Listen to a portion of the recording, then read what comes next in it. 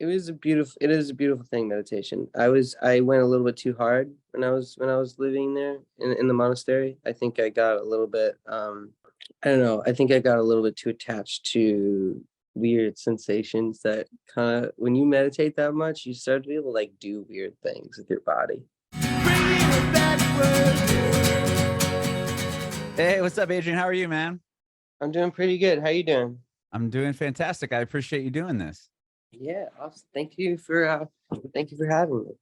Of course. I'm Adam, and this is about you and your journey in music, and we'll talk about the new album. I had a chance to hear it. It's awesome. Oh, thanks for listening. Yeah, it's really, really good. Yeah. The next single, the two next singles are, I think, are my favorite from the album too. I thought that was cool. Nice, nice. Yeah. But yeah, so this is again about you and your journey in music. So I always start off with where born and raised. Where were you born? Were Uh, you born in New York? I was born, yeah, in New York, in Washington Heights, and raised on the Upper West Side. Um, we moved to the woods when I was a little bit older. So I got the kind of New York City and then the suburban whole deal. I got to like get a Jeep and go to high school and like party in the woods, Oh, do the that's whole cool. So when yeah. you were in high school is when you moved out of the city? Hmm. Very, very cool. I know your brother's obviously in the arts as well, but do you come from an artistic household as far as your parents go, or a musical household at all? Yeah. Uh, the whole thing. It's all art. Um, Okay. I have my grandma was a painter. I have sculptors and dancers on both sides of the family. My father was an actor forever. Uh-huh. My mom was a director. Um, yeah, my sister's a voice actress now. Um, my my mother is an identical twin actually, No and way. so my cousins are technically my half brothers, and one of them is in a band called Show Me the Body, and he Okay. also plays the banjo. That's Um, awesome. it's like hardcore music, and the other one is a choreographer. He's just making something for the Martha Graham Dance Company. Wow. Yeah, I mean, everybody in the arts in your family. Yeah, That's so cool. we're So all obviously doing. what you're doing was definitely embraced, and I'm sure you know, it wasn't Yeah, something that was like, oh, you're gonna try to do that as well. It was like, oh no, we encourage this. yeah. It was kind of like they I don't know how they did it, but they convinced us all that art was really the only thing worth doing. I wish Um, my parents did that. That's such a rad aspect well, or like and then outlook. when we all became artists, they were all like, "Are you sure?" Like, I knocked my headphones off. Oh, yeah, that's funny. That's I, cool that you all kind of lean towards it too. I mean, I've interviewed other artists that either, it could be all the other way around, right? If your parents are into, film, or if they're into music, you might be like, oh, I don't want to do that. Like that's what my parents do, or that's what my family does. Like I want to go this route. I think there is also the fact that they were both artists who decided to do other things. My Mhm. father became a psychoanalyst, Wow. and my mother is kind of like a guru now. Mhm. Um, so they all kind of left the arts in some respect, and um, I don't think either of them regretted it, but I think they really wanted to give us the opportunity to make our lives about it in a way that they didn't, you know? Mhm. Yeah, no, that's really 100%. That's really cool. What about as far as like playing an instrument? Was that something you picked up very early on, or were you like put in piano lessons or anything like that as a kid? Yeah, I mean, we had lots of instruments around. Music was always a thing. My sister on her, I think it was her 12th birthday, like begged for drum lessons. And I remember this. I remember like her begging my parents for drum lessons. And I was like 9. And she started taking drum lessons. And I was like, this is the coolest thing that's ever happened. This is the coolest thing that's ever been. I need to also take drum lessons or I'm gonna become a loser at 9. Um, At 9. So we both started taking drum lessons, and then eventually she kind of like went into the more musical theater world, and I just kept playing the drums. Mhm.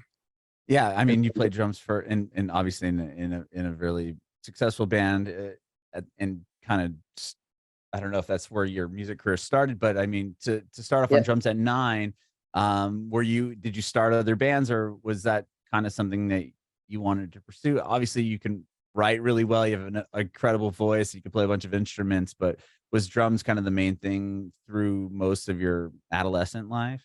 Yeah, drums is always the thing. I had a couple bands in middle school and high school that I played drums and sang in. Oh, that's cool. Yeah, there was a time when when I thought I could do both, you know. Uh-huh. I since have figured out that I think I need to do one or the other, just because I maybe it's I can't like split myself like that, or maybe I'm just not as good of a performer when I drum or something, but I felt like I needed to like leave the drums to come to the front of the stage, you know. Um, Yeah. but Or yeah, I maybe you played couldn't do drums as in a, technical as stuff. I mean, if you're drumming and yeah. trying to think and count and then it's like, okay, now I gotta sing this piece. I could see how that could get really Oh complicated, yeah, I remember obviously. I was once we were performing at a talent show in like eighth or ninth grade with my band Chicken Fist, and I dropped a stick during the set, and there's just like there's no recovery to be had because I was gonna have to leave the mic to pick up the stick, and I Oh, was gonna sure. stop drumming, and it was just like a disaster. I just stopped, and I was like, guys, I dropped my stick. I'm so sorry. Did you guys start over the song? Yeah, That's awesome. it was a Weezer cover. It was man, what was it? I forget. It was something off Weezer Blue. Okay, that's amazing. Oh, Um, my name is Jonas, I think. oh wow. That'd be a hard one to sing and play drums at too, I would think. My name is Joan.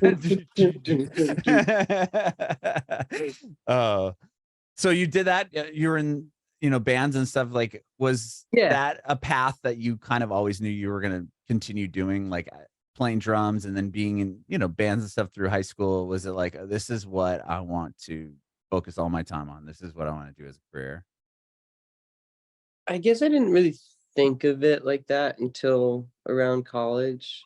Um, you know, I just went to a liberal arts school, and I kind of wanted to just like explore and study a bunch of stuff. Um, and then I remember actually one of my good friends whose nickname is Funky, came to visit me at school, and Funky was like, despite Funky's name, he's like a very straight and narrow guy, Mhm. and he was like in an econ program, and he was going to become an accountant, and that was like he had a very planned out and lined up. And he was like, "What are you gonna do after school? Like, what are you gonna do with your liberal arts degree, Adrian?" I was like, "I don't know. Like, I'll play music, I think." And he was like, "I can't believe that's your plan. Like, this is the worst plan ever, Adrian." And I was like, "Yeah, I know, but like, probably it'll probably work. I don't know." So I think that I always just had like I don't know. I think music is like a for me it's like a bit of a compulsion. Like Mhm. it's like shitting or pissing or something, like, when you put me on the ground, I I start to make music and it just happens, and so I think it was kind of just finding a way for me to do that, so I could Mhm. keep doing what I do. And when you were in college, is that when you met the other guys and walked the moon? I mean, we're not gonna spend Mhm. too much time on this, but I was just curious because I know it's part of your journey. Yeah, yeah, no, of course. Yeah, I met Nick Patrica when I was a freshman, um, and he had already started the band with a couple of friends of his, um, and we were in an a cappella group together Oh, called wow. yeah, called The Chasers. Um, and early in my freshman year, he was a senior and I was a freshman. He arranged the song Roxanne for me to sing in our like fall concert. And it just brought us like kind of close together. We just became great friends after that. And And then yeah, you ended up just playing drums with them at that. yeah, I know you sang backups and stuff. I remember yeah. One day they needed like a back like a replacement drummer for a gig in Cincinnati, and I was like, I play the drums, and so I kind of like learned the songs on the drive down. oh And wow. yeah, I remember like listening to the song over and over again in the car and like jumping on the thing like on the dashboard. Um, and but it went okay, well enough. They asked me back, and then I joined the band shortly after that.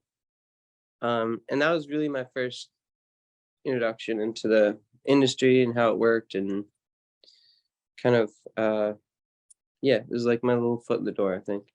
Yeah, I mean, you played on that first EP, right? Which ended up being the album, and Hmm. you signed RCA and all that. Were you still in the band at that point, or had you had Yeah, left? Okay. yeah, I was still in the band when we signed RCA. I was like in the process of leaving around then. Um, I had just I was like I had just gone through like a really bad breakup around that time, Mhm. and the Walk the Moon, I was kind of feeling like I was like it wasn't ever like my thing, you know? It was like really wonderful to like be a part of, and meeting Nick and Adam were like it was such a gift to me, and for like the way I, created and what I wanted from my music, but in the end it just wasn't mine. And when we signed with RCA, it became evident that it was going to become like real and big and intense. And so I think I was just like I needed to kind of find my own space. Mhm. Yeah, Uh, no, that makes a lot of sense for sure. Because it's you they already kinda had it going, and then you filled in for the show and then joined the band, but to be there for that success, obviously, that must have been exciting. I mean, yeah, to see yeah, the it was. band grow, and, I Yeah, was and on I the had a radio for a number of years, and I remember we played Anacone when I worked on this Live 105, the station in San Francisco, and I remember when I first heard that song, I was like, "Oh, this is really a rad record," and yeah. obviously you played on it around that time as well. Remember the night we wrote that song actually in Cincinnati? Was it at that show? That'd be wild if it was. No, it was in Nick's basement at his mom's house in Cincinnati. And I remember calling my dad after we wrote the song, and I was like, "Dad, we just wrote a really, really good song." And he was like, "Whoa." And I was like, "No, no, no, it's like really good." And he was like, "Okay, let's go." And But then it became a hit.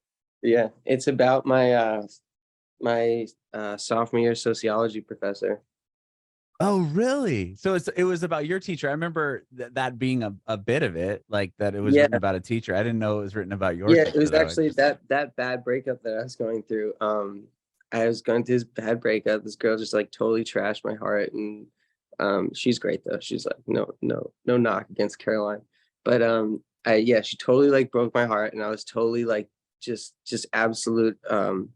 I was in shambles, and it was the day before my sociology midterm, and I went into the midterm, got a D. And Anna's son calls me into her office the next day, and she's just like, and Kenyon is so small. This is kind of how it was, but she called me into her office. She's like, Adrian, like, what happened? Like, you're not a dumb kid. Like, we have great discussions in class every day. Like, you know the material. Like, what happened? And I just kind of like broke down and like just kind of told her everything. Just like cried for hours in her office, and so that's what that's what that song's about. wow. Like telling That's Anna's son about your breakup. that's fascinating. I didn't realize that was your story. That's so cool. I mean, it's not cool that that happened to you, but I mean, that's cool that that's kind of what created that, that song. Yeah, yeah. Wow. And She's so wonderful too. Anna's son is like, oh, she's not only is she like one of the kindest and most gentle people, but she is one of the most illustrious academic careers that like that's ever been. And I always felt bad that like the song kind of like supplanted her notoriety on the internet like almost immediately. Like to find Amazon on the internet, you have to scroll through like hundreds of pages of fucking, Walk the moons. white boys in Cincinnati. Like, Do you still stay in contact with her? I do email with her sometimes. That's cool. That's cool. Yeah. That's cool. So yeah, you ended up leaving to pursue your own thing. Yeah.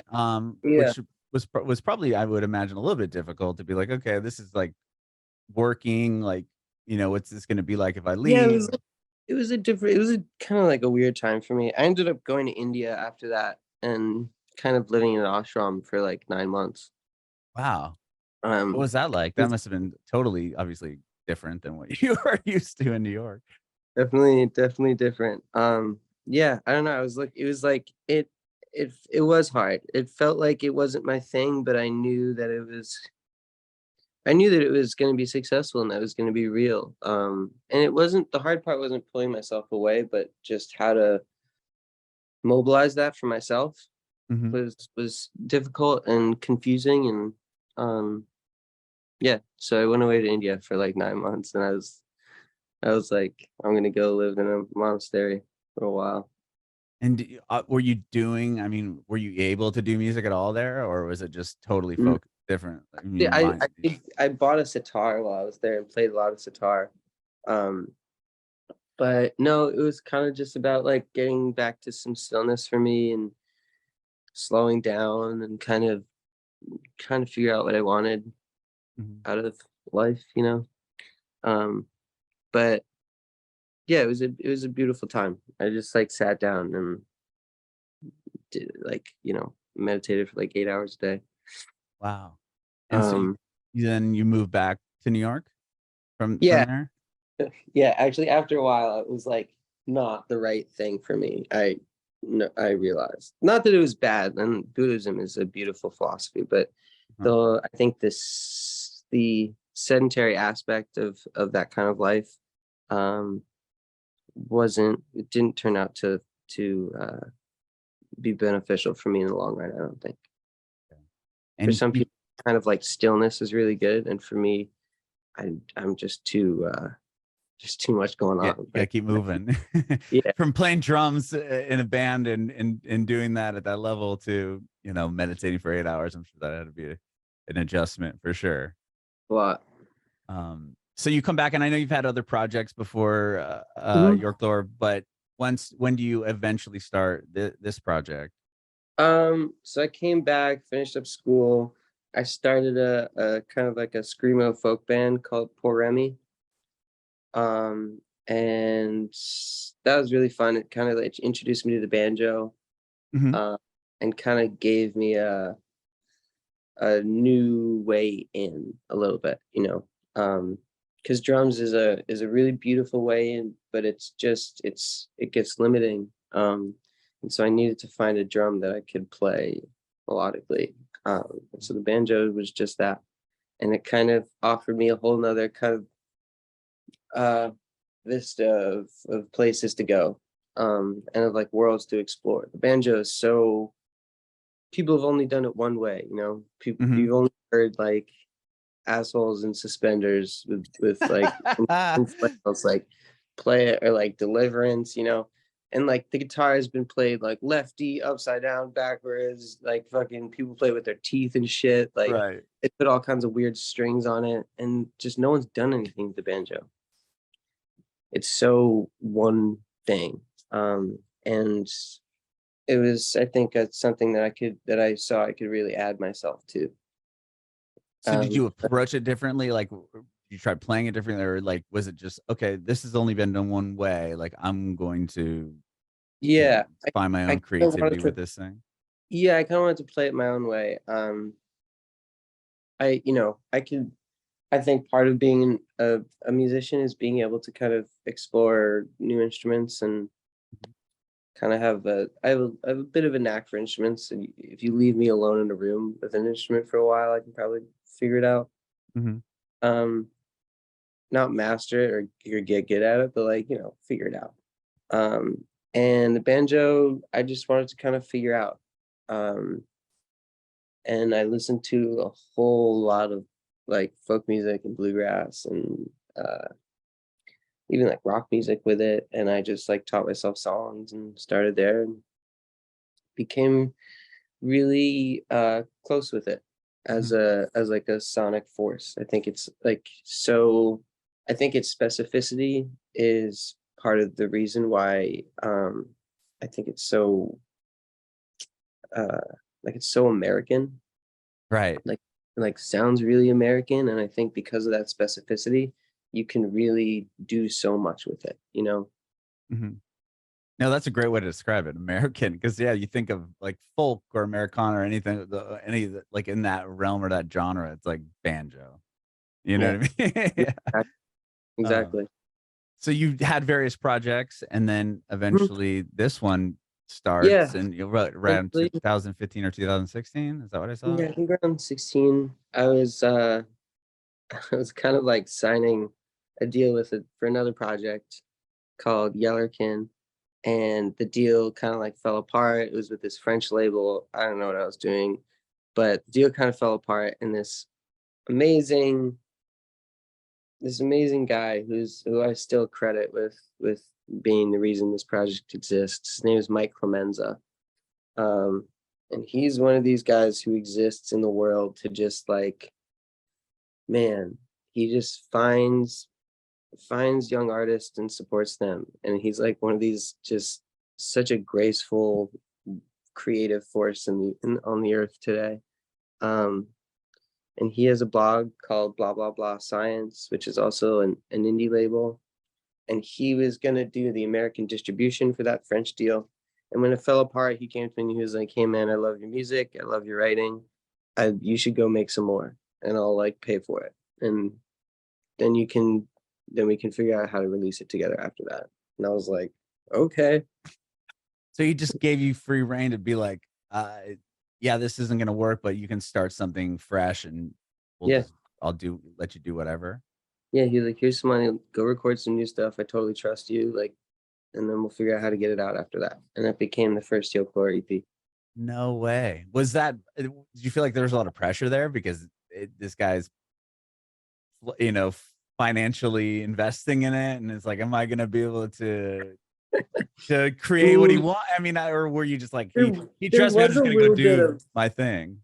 oh yeah, I mean, there was a little bit of like, I had just finished this other group of songs for that band Yellerkin, and I was really proud of them. And that when that deal fell apart, I was like, "That's the best thing I'm ever gonna do."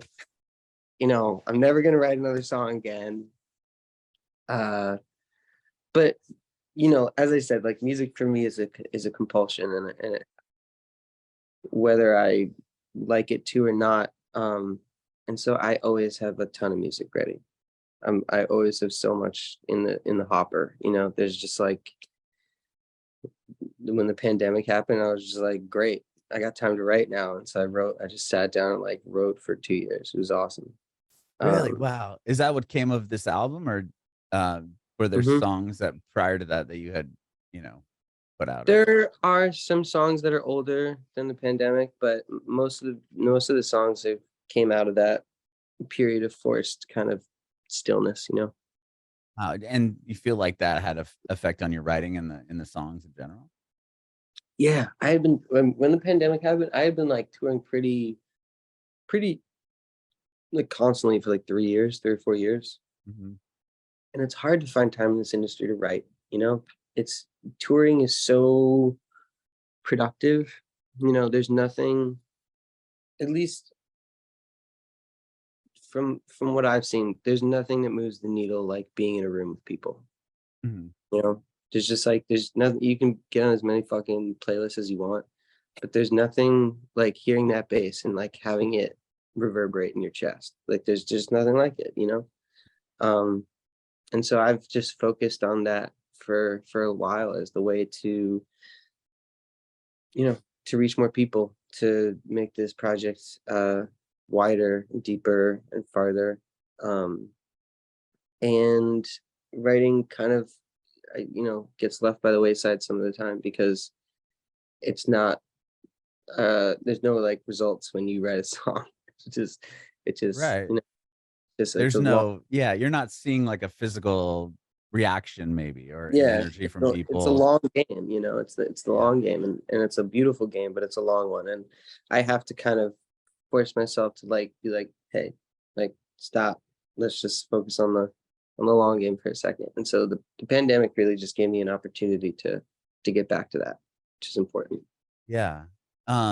And so with the, that happening and recording the album, was this something that you kind of did on your own, or like when it came to, and did you know you're writing an album, or were you just putting a bunch of songs out, or just writing a bunch of songs and you saw like, oh, there's like a through line here to make an album? And I wrote about 200 songs during the pandemic.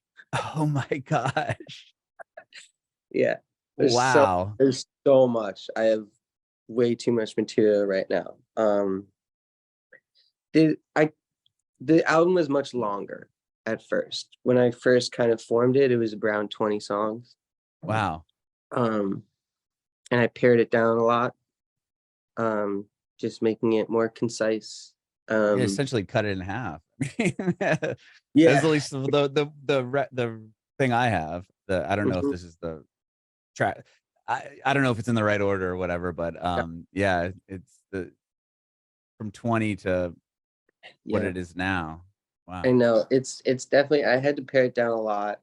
I wanted to, I am I read like 700-page books.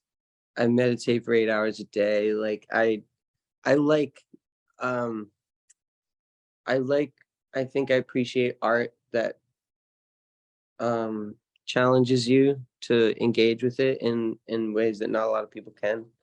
Mhm. Um and I recognize that not everyone has that type of relationship with their own, uh stamina and like their own kind of like intellectual fortitude. I'm constantly trying to like, "Oh, let's like muscle it, like let's go further and harder." But Yeah. I also needed to like balance that out with just giving people a good experience and giving them, if you don't, you can say something to anyone, and if you're not speaking in a language that they can understand, it's just gonna go over their head and be useless. Mhm. Um, and so I really had to work to figure out how to not be so a bit self-indulgent in how I was talking and how I was speaking, or like, how I was offering the album. Mhm. And I think I had to like rein myself in a bit. Um, yeah, and kind of offer people a more concise and more direct and more kind of something easier to digest. Yeah, I mean, yeah, because to have 20 songs, like, was it difficult then to be like, okay, like, how long did it take you to really sit there and focus on, is this, which ones am I gonna have to pull off the album? I mean, did you have it in a certain order? I know, like, even track listing where you Mm. put song 1 versus song 7, like, that's probably, a big, you know, duty there, right? A big task to be like, "Okay, how's this thing gonna, like, flow Yeah, concisely?" And then it's like, "Okay, well, now I'm gonna remove these songs." Like, did it take you a while to figure out which ones would actually then make the album? yeah, yeah, it did. It's hard to kill your darlings, Right, right. but it's necessary. And music is so there's a lot of it's hard because everything comes out of you, and when things come out of you, they're still like part of you. Mhm, And you have to be okay with killing off parts of yourself in order to get to the next place. And that's honestly a lot of what this album is about. Um, uh, and the difficult nature of that transition, I think, is kind of embodied in the record. mhm. But there is like a lot of uh, there's a lot of truth, I think, and like, yeah, I just think I really needed to internalize the idea that you need to yeah, they need to like part with aspects of yourself that don't make sense anymore in order to be honest with yourself, or relevant, or legible, or like digestible, or like, I think you need to kind of constantly be you know, updating your truth. Right. Right. No, that makes 100%. Yeah. Was there a song on the album or something that was like, I'm sure they're all obviously personal to you, or was there one that you were like over like maybe more vulnerable than usual on, or is there a song on the record that you feel like, wow, like when you wrote it or whatever, it was like, this is so like I don't know if Mhm. that even makes sense. Like, was there a song that you, when it was done, you're like, damn, like, okay, like this is like that was a release type deal? Yeah, I've always, I mean, the song Winona was, Uh-huh. was a song that was pretty much, I don't wanna sound weird, but, like, it felt like it was given to me. Like, some songs you That really doesn't have to, sound weird. well, I don't wanna sound like, like, like, "Oh," but, But but the some songs you really have to, like, wrestle the ground, you kinda have to, like, wrangle them from the ether, mhm. um, and sometimes they're not kind of, like, complete when they get there, and you have to kind of, like, negotiate how you want them to be, how you want the world to hear them, how, kind of like how you want to be seen through them. And this song just fucking arrived Oh wow.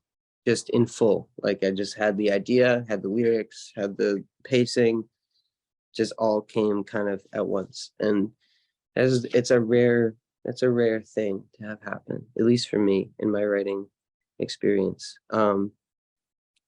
And yeah, it's really a beautiful moment when something like that happens, because Did you know that? No, go ahead. Sorry, I didn't mean to cut you off. it can just really be a struggle. Art making is not always, very rarely actually is it easy and fun. and and yeah, when I got that song, it was just like, whoa. Yeah, Is that why you chose to release that one first on the album? I think so. Yeah, it felt like, I don't know, it felt like felt like, I think it's the last song I wrote for the album, actually. Um, Oh wow, really? So that, and then it the was most the first to go, and it was the one that kind of came to you. Yeah, I think it was the one that was, like, kind of finished the album for me, and it was kind of like the capstone kind of offering, to myself and the world, and it was kind of like,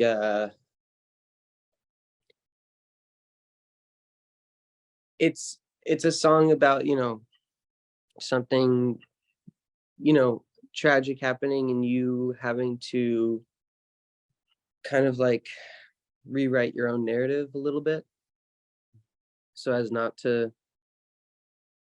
like break apart or disintegrate, or like get engulfed in flames. You have to kind of like change your own story, you know, Yeah. and you have to kind of like rewrite your history so that you can create a new future for yourself. Um, and I think that was like an important idea to finish this record with. As I go into and kind of delve into the nature of change, and to like the nature of, uh I guess, evolution and metamorphosis. I think there's a lot of like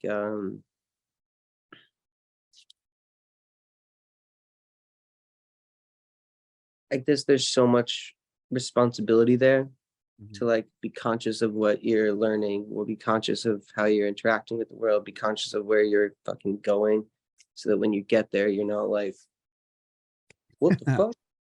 you know Yeah. um but there's also this like, at the same time, there's just this like, I think, a necessary balancing consciousness that's like, you're doing fine. Like, Mhm. be easy on yourself. You can change your history. You're not stuck in this kind of this like this difficult process, you know, like you can rewrite your own story. There's like hope in there, you know. Right. Yeah, I love that because I've felt that, and I'm sure a lot of other people have, where it's like, you know, I would love to, you kind of retell or yeah, rewrite your story in the sense that you can kind of deal with it at that point. Yeah, yeah. I know. I love the album, man. Like there's a lot of depth to it, musically and obviously lyrically. But I mean, yeah, because there's I think its shape is a lot of it. It's really acoustic based, Mm. which is cool. But then it's got a lot of eaves and flows to the album. I just think it's a really really rad record. You're putting it out in end of September. Hmm. Um, and you're doing what, a tour coming up as well, or at the end of Yeah, the summer? yeah. Tour starts next month. We're doing like a month of cities between August and September. Mhm. Um, coming to a city near you, and yeah, I'm super excited to play new songs. We're like adding a member to the band. It's just gonna be like bigger and better and longer, Yeah. but I'll survive, and I Is hope this everyone. the Sorry, go ahead. No, it's called the Holy Havoc tour. Very, very cool. And is this, I mean, being in obviously like COVID and isolation and then writing this record, is this like the first kind of extensive tour you've done since then? Yeah, yeah. This will be like my first full length headline tour since then. Wow. Done like little support things here and there, Yeah. but this is like the official comeback. Very cool, man. Well, Yeah, again, I love what you're doing and I appreciate you taking time today to chat with me. yeah. Of course. Thanks for talking with me. Yeah, I have one more question, or actually, no, I thought of one more. So two more questions, real quick. You said that you meditated 8 hours a day. This is something I've been getting into within the past year, Oh, cool. which I think is really beneficial. I can't do 8 hours. I mean, it's like You 25 minutes. shouldn't. You shouldn't. It's not. Okay. I I think was. my wife would slap me. We have two kids running around. I'm like, don't worry, babe. I'm going to be meditating for the next 8 hours. But is that something that you continually did, or were you doing that prior to going and moving to India, or was that something that you learned there and continued doing when you got back to the States? And do you feel like that changed your, like, does it help with your songwriting and your creative process and everything? Or maybe you don't Yeah. even want to get into it. I'm just curious. Yeah. I don't want to get into it. No. I was. It was a beautiful. It is a beautiful thing. Meditation. I went a little bit too hard when I was living there in the monastery. I think I got a little bit. I don't know. I think I got a little bit too attached to like weird sensations that kind of when you meditate that much, you start to be able to like do weird things with your body. And like I started to be able to do like weird stuff. And I once like went to this monk and I was like, yo, I can do this crazy thing. After like hour 5, I can do this like wild thing with the adrenaline in my body. And he was like, you have to stop meditating, dude. And I Oh, was wow. Yeah, and he was like, "Don't do that." You know, he was like, "You're gonna get attached to it," and like this whole thing is like for non-attachment, and you gotta like take a week off or something. And I was like, oh, "Man, it's so cool." I was able to like send adrenaline through my body like on command. It was wild, No but way. yeah, it was pretty crazy. I mean, but anything you if you do anything that long like that, like and focus that much on it, like you can do crazy stuff. The body's wild. Yeah, the Um, mind and the body is really, that's yeah, so fascinating. super powerful, you know. But yeah, I do meditate still, not obviously like that, but Yeah. still do. I was before that I was a yoga teacher. Oh, cool. I didn't know. Yeah, my mom's like this like a yoga like guru, and she has all these like people that like follow her around the world, and she teaches them stuff. But yeah, so I've done yoga forever. I I'm I used to teach and I used to like lead retreats around places and stuff. But um but now I think I just use meditation more so as just like an awareness practice. Mhm. It's easy to forget yourself. Like when you're going around your day, it's easy to get lost in the action, and it's tough to like come back to yourself and like what the fuck you're supposed to be doing, like what the hell you're supposed to remember, and kind of like how the framework of your life fits into a larger kind of structure and narrative and purpose. And it's just easy to get lost in like everyone's always fucking busy, Mhm. it's hard to um come back to yourself, and I think meditation is a really good opportunity to be like, you know um one of the meditations I do is like a gratitude meditation. I was And I gonna say just that's the one I've been doing. Actually, that's how I Yeah, started doing it. It was is the gratitude meditation. That's yeah, it's interesting. great. You just go through every single person you've ever met and thank them. And it's a really wild practice, and like an attempt. I don't think you ever do it, but Yeah, it'd it's a be hard crazy to remember everybody you've ever met, but that's right? Yeah, and try to thank them all. It's crazy, but it's like a wonderful thing. But yeah, I think like little things like that. There's like, 1,000 different object oriented meditation. There's like mantra, there's Mhm. repetition, there's chanting.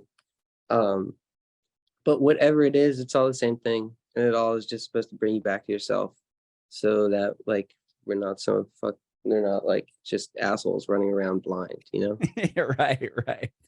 Wow, but yeah, that's really fascinating. Like I said, I've only been at it for less than a year now, but it definitely works and helps. And this was something I'm like, this isn't going to make a difference. And it's like, it, I mean, to take 30 minutes total time out of your day to do it is wild. The results that you receive from. Yeah, yeah. That's the thing. It's just like doesn't take that much for us to really change our own consciousness. Yeah. Yeah. The gratitude thing was huge for me. That's what I needed. And, you know, That's cool. Yeah. I think we all 15 do. minutes in the morning and at night, it's like, yeah, it does wonders. But thank you so much again, Adrian. I appreciate your time. My last question is if you have any advice for aspiring artists. Yes. But I get a lot of this actually. Kids just reaching out, being like, "How do you get your music on Spotify? How do you get touring? How do you tour and stuff?" Honestly, I would say just make stuff and go play it for people. I've played so many variety shows and talent shows in my throughout my young life. It's silly. I also played to like me and Walk the Moon. We were once playing this bar in Akron, Ohio, before Home of we had LeBron James. exactly, yeah. Well, LeBron wasn't around, but we Just we kidding. we were playing this bar, and this was before we found our modicum of fame. But we were about 4 songs in, and the bartender was like, "How many songs you guys got left?" And we were like, I think we're done actually. Yeah. So you gotta like do that. I think it's important just to like make stuff and then go play it for people and like see their reaction, see how it feels to tell someone a story that way. It's the music industry is so kind of like in the grips of social media right now. And I think it's easy to get confused and discouraged by that. But I think like put it into real life, like write a real life song and go play it to real life people, and see how that feels, and you'll kind of like know from that, I think. Bringing it backward.